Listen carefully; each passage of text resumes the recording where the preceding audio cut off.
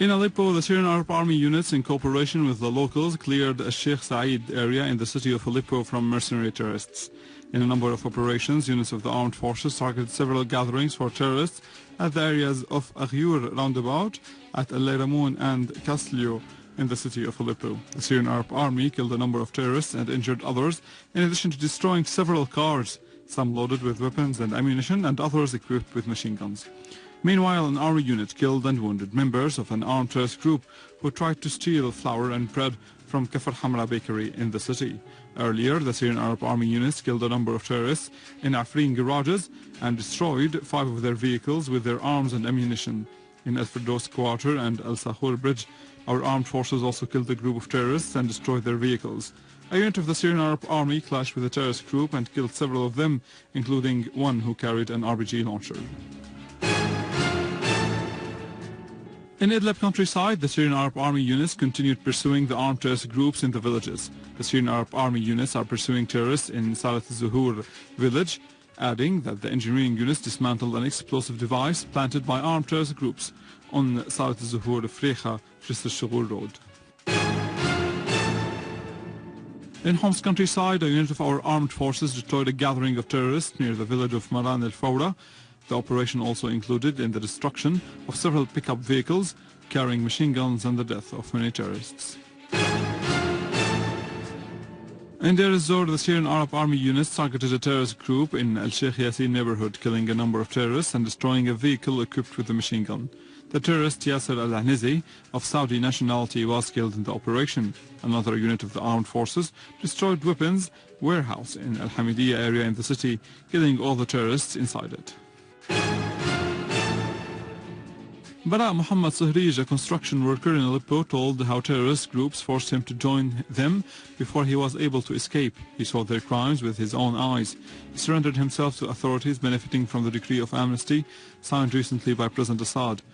He said the terrorists stopped him near a mosque in Al-Kallasa and forced him to join them for a sum of money.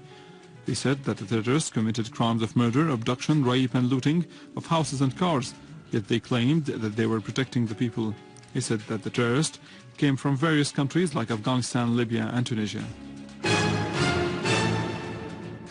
Under various pretexts, foreign terrorists get involved in violent acts in Syria under the name of jihad or press reporting. The British paper The Guardian exposed a new story in this context. An American called Matthew Van Dyke infiltrated into Aleppo. He was previously captured and imprisoned in Tripoli in Libya. He returned to Baltimore, Maryland towards the end of 2011. He reappeared in Aleppo with armed terrorist groups and claimed that he was taking a documentary films about events in Syria. However, facts showed that he offered advice to terrorists about weapons he used in Libya, including anti-aircraft guns and automatic machine guns. The American paper The New York Times asserted that the conduct of the terrorists increased the people's rejection of them and condemnation of their crimes of murder in cold blood of military and civilian people with no distinction. This rejection is expected to reduce their ability to shed blood.